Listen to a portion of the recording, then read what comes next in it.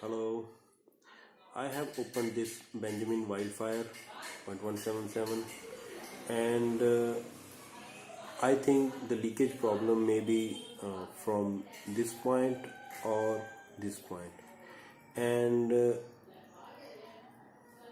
this point gets tightened when we screw this cover, but I think main problem could be here. So when I open it,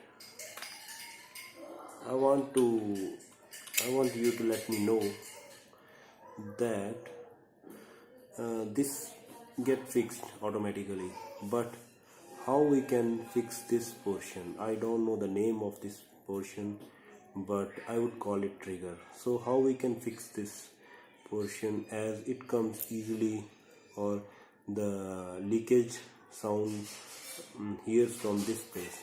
So when we open this, do we need any fixer or gum glue or what kind of thing that can fix this setup?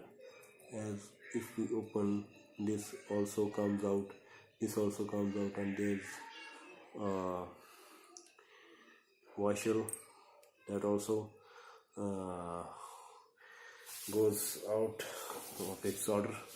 So I don't know how to fix this setup. I want you to know